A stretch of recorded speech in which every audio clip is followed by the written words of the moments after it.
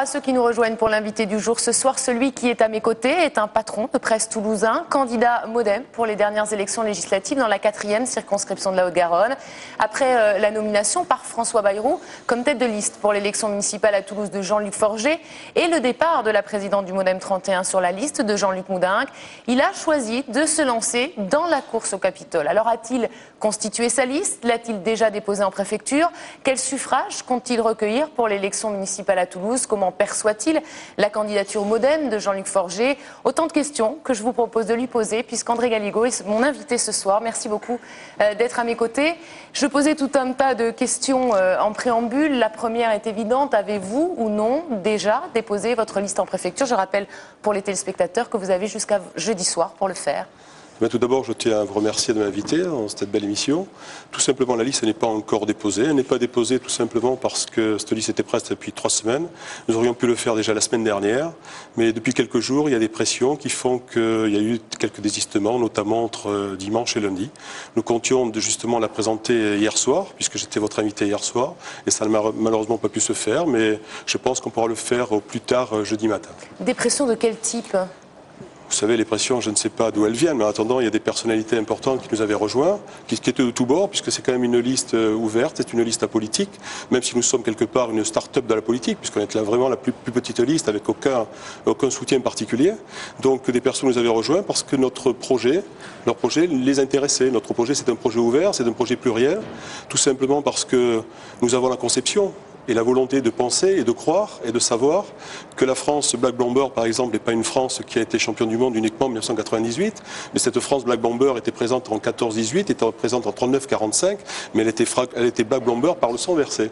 Donc toutes ces résonances nous paraissent importantes. Moi, je suis un humaniste et je me bats pour ce genre de valeurs. Moi, quel que soit un enfant qui souffre aussi bien au Biafra, au Soudan, en Palestine, en Israël ou ailleurs, je me sens concerné.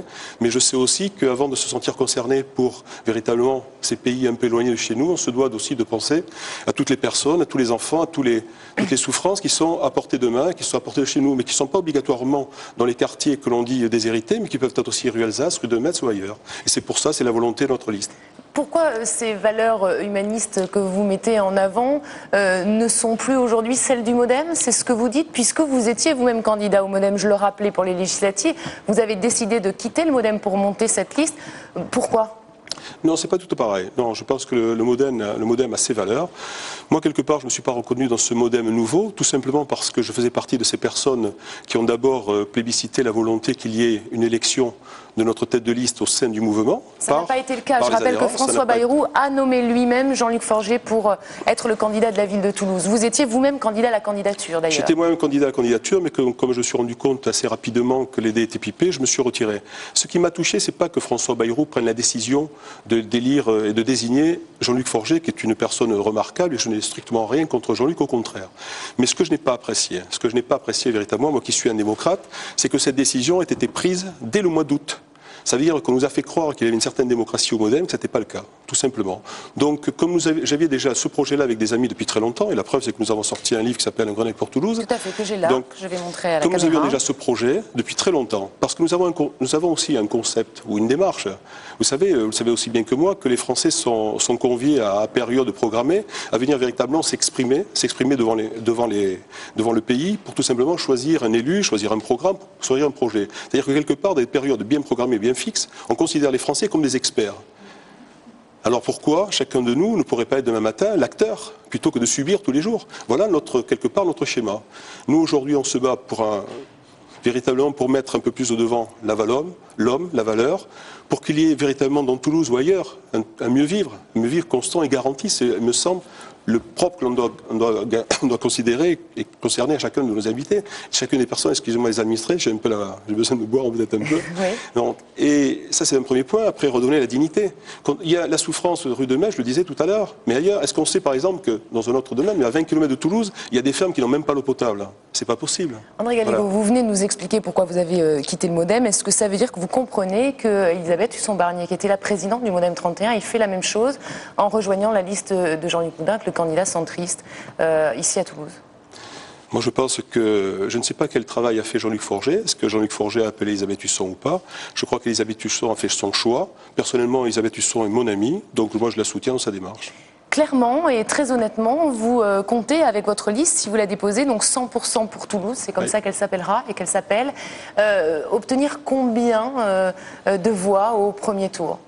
Le nombre de voix, on ne sait pas. Ce que j'espère, oui. J'espère comme tous les candidats, quels qu'ils soient, sauf bien sûr les grandes locomotives, j'espère au moins faire 5%. Ça, c'est le minimum. 5%. Mais vous savez, je crois qu'on a quand même derrière nous les quartiers. Il y a pas mal de leaders des quartiers qui sont avec nous.